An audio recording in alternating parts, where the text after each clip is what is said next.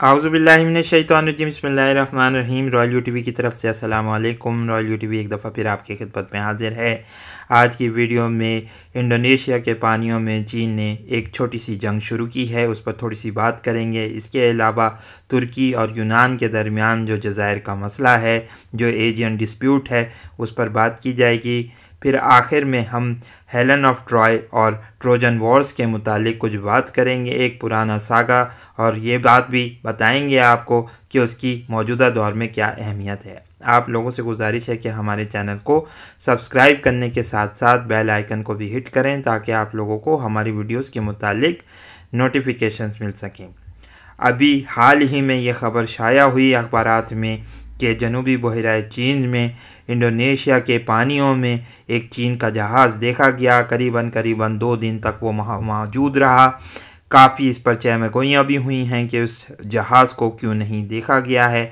हम कोशिश करते हैं कि आपको मैप्स की मदद से ये बात समझाने की बताएं कि इस वक्त इस इलाके में कितनी कशीदगी हो रही है। ये जैसा कि आप देख सकते हैं, इस इलाके में करीबन इंडोनेशिया के जज़ायर के करीब एक छोटी सी रायू आइलैंड्स हैं, जिसको नतूना आइलैंड्स भी कह सकते हैं।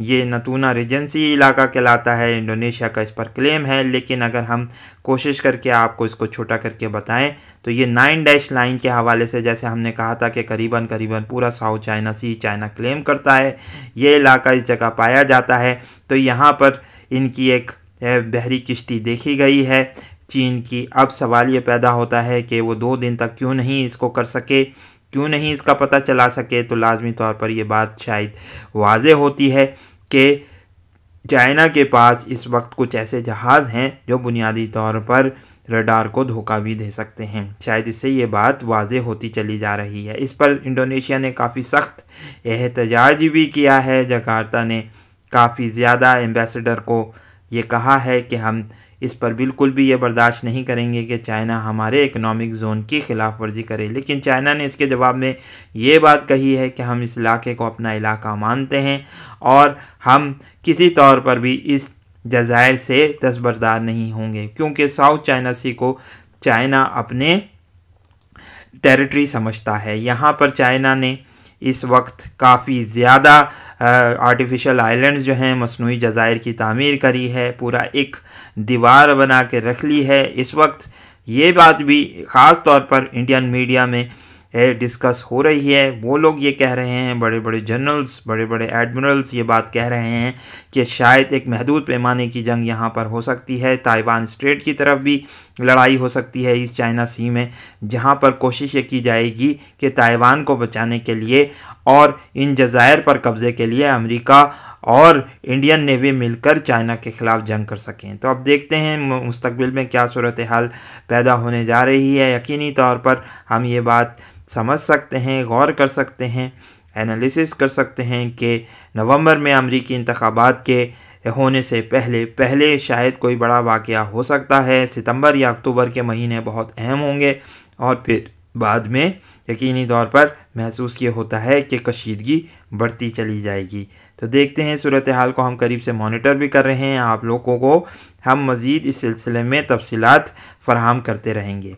अब आइए थोड़ी सी बात करें टर्की और ग्रीस यानी तुर्की और यूनान के दरमियान जो इस वक्त कशीदगी हो रही है। मशरक़ी बहर रूम, उस पर कोई बात करेंगे।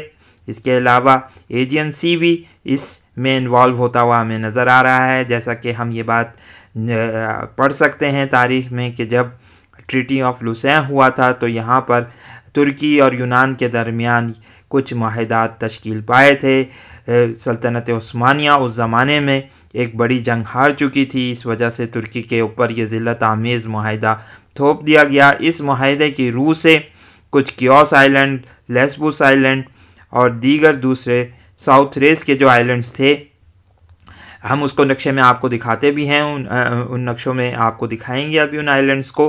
तो ये आप ये देख सकते हैं, ये कियोस आइलैंड्स और दीगर दूसरे जो जज़ायर हैं यहाँ पर। अब थोड़ा सा इसको मिनिमाइज़ करते हैं, छोटा करके बताते हैं, देखते हैं कि क्या है। ये तुर्की और यूनान के दरमियान एजियन सी एक बहुत बड़ा समंदर। इन दोनों ममालिक के दरमियान 1000 साला जो कशीदगी पाई जाती है। थोड़ी सी देर में हम ट्रॉय की जंगों पर बात भी करेंगे। जैसा कि आप ये बात देख सकते हैं यहाँ पर कि इन जज़ायर पर तुर्की का क्लेम है। इसके अलावा ग्रीस भी इन पर क्लेम करता है। इस वक्त जो कब्ज़ा है वो इन जज़ायर पर वो यूनान का ही है। ट्रीटी ऑफ लुसेन के तहत इन तमाम जज़ायर पर ग्रीस को कब्ज़ा दे दिया गया था और तुर्की दस्तबरदार हो गया था। लेकिन अब 100 साल के बाद तुर्की ये बात कह रहा है कि इस मुआहदे की इफादियत और अहमियत ख़त्म हो चुकी है। इसलिए कोशिश ये की जानी चाहिए कि इन जज़ायर को तुर्की की तहवील में दिया जाए। इसके अलावा ये बात भी मुआहदे में लिखी गई थी ट्रीटी ऑफ लुसेन में कि इन इलाकों में इन जज़ायर पर किसी तौर पर भी यूनान जो है वो मिलिट्री नहीं रख सकेगा। लेकिन इन मुआहदे की, इन मुआहदात की बराबर सरासर खिलाफ वर्जी की है यूनान ने। और यहाँ पर अब ऐसा महसूस हो रहा है कि इन आइलैंड्स पर इन्होंने अपनी मिलिट्री प्रेजेंस को मजबूत किया है। आइए हम थोड़ा सा आपको नक्शे में दिखाते भी हैं। ये आइलैंड्स को देख सकते हैं। ये लेस्बोस का आइलैंड है, कियोस है, सामोस है और साउथ थ्रेस के कुछ आइलैंड ऊपर के आते हैं, लेमनोस, तेनेदोस। ये तमाम इलाके जो हैं ये जज़ायर जो हैं इस वक्त यूनान के कब्ज़े में हैं। लेकिन ग्रीस टर्की अपना इस पर क्लेम करता है। इसके अलावा साउथ क्रेट के इलाके पर भी कुछ तुर्की का दावा है। और रोड्स आइलैंड तो जैसे कि हम जानते ही हैं कि सल्तनत उस्मानिया में एक ज़माने में ये तुर्की के कब्ज़े में रह चुके हैं। इसलिए तुर्की इन चीज़ों पर दावा करता है। यही वजह है कि इन तमाम वाक़यात को, इन तमाम कज़ियात को एजियन डिस्प्यूट का नाम दिया गया है। एजियन सी बहुत ही तारीख़ी अहमियत का हामिल। यहाँ पर भी हम कुछ अब ट्रोजन वॉर्स के मुतालिक आपको बताते चलें। ट्रोजन वॉर्स एक कदीम ज़माने में जंगें लड़ी गईं। करीबन जो मौरख़ीन इनके वाक़यात का जो अरसा बताते हैं वो करीबन जो है वो 1260 कबल मसीह से 1180 कबल मसीह, यानी करीबन 80 साल तक ये जंगें लड़ी गईं। वल्लाह आलम बिस्सवाब के इन कितनी सच्चाई है इसकी मुद्दत में। लेकिन ये हुमर ने एक नज़म के तौर पर इन ट्रोजन वॉर्स को लिखा है। ग्रीक माइथोलॉजी में आप इसको पढ़ भी सकते हैं। इस पर बहुत सारी फ़िल्में भी बनाई गईं। अभी थोड़े ही अरसे पहले एक मशहूर फ़िल्म जिसमें ब्रैड पिट ने किरदार किया था, एरिक बेना, और उसमें ऑरलैंडो ब्लूम भी थे। इस पर एक फ़िल्म बनाई गई जिस पर यह बताया गया था कि पेरिस नाम के एक प्रिंस ने, जिसका ताल्लुक ट्रॉय से था, वो स्पार्टा जाकर उसने वहाँ की शहज़ादी को अगवा कर लिया था और फिर बाद में उससे शादी कर ली थी। इस बुनियाद पर जो तमाम के तमाम ग्रीक के जज़ायर थे वो एक तरीके से इस पर जो है वो मुत्तहद हो गए थे। आइए हम थोड़ा सा आपको नक्शे में भी वाज़े करने की कोशिश करते हैं कि आप ये देख सकते हैं यहाँ पर यूनान है। तुर्की के इस इलाके को ट्रॉय कहा जाता है।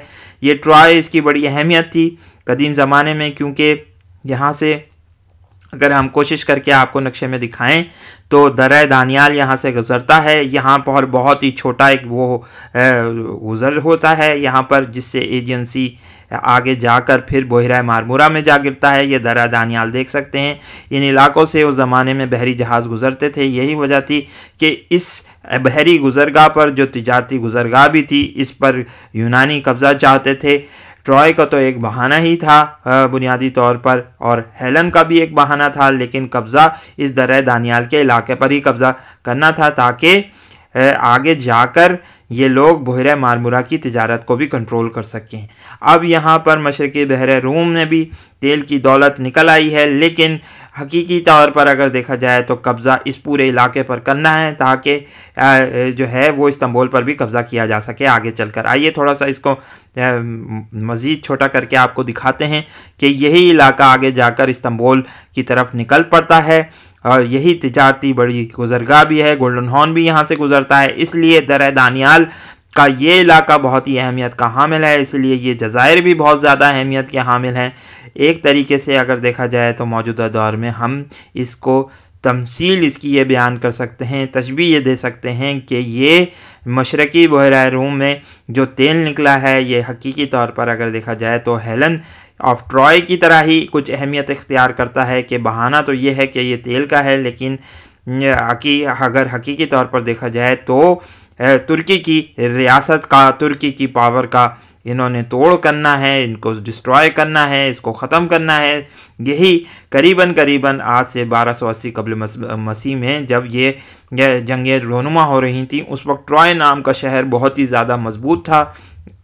इनकी रियासत इस पूरे तहजारती बहरी गुजरगाह को कंट्रोल करती थी और ये यूनानियों की एक बहुत बड़ी हरीफ भी थी। इसलिए इस बुनियाद पर ये बात कही जा सकती है कि मौजूदा दौर में भी यूनानी ये चाहते हैं कि इस इलाके पर कब्ज़ा कर लिया जाए ताकि उनके जो तिजारती मफादात हैं वो पूरे हों। इस ज़मीन में अगर देखा जाए तो तुर्की और यूनान के झगड़े के तौर पर अगर देखा जाए इसको, तो यकीनी तौर पर हम ये बात समझ सकते हैं कि यूनान की जो पीठ पर इस वक्त बड़े बड़े यूरोप के ममालिक हैं, जिसमें फ्रांस, इटली और दीगर दूसरे बड़े ममालिक भी शामिल हैं जो कि यूनान की पीठ ठोक रहे हैं। और रूस का भी हमें ये लगता है कि रूस भी इस ज़मीन में यूनान की पीठ ठोकता हुआ नज़र आ रहा है। अभी गो कि उसका किरदार इतना साफ नहीं है, लेकिन आगे चलकर हमें इस ज़मीन में मज़ीद जो है वो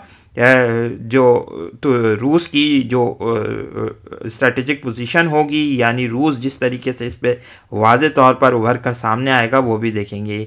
हम अपनी दीगर वीडियोस में भी इस बात का बरमिला इजहार बारहा कर चुके हैं कि हकीकी तौर पर अगर देखा जाए तो ये तेल का तो एक बहाना है, लेकिन जो कब्ज़ा करना है वो इन लोगों को कुस्तुनतुनिया, कदीम कुस्तुनतुनिया पर कब्ज़ा करना है ताकि तुर्की की जो मौजूदा इस्लामी शनाख्त है उसको ख़त्म करके उसकी ईसाई शनाख्त को बहाल कर दिया जाए जो कदीम बाज़ंतीनी सल्तनत में मौजूद थी। इस वीडियो को लाइक कीजिए, शेयर कीजिए, दोस्तों के साथ डिस्कस कीजिए। बहुत बहुत शुक्रिया। अस्सलामु अलैकुम और अल्लाह हाफ़िज़।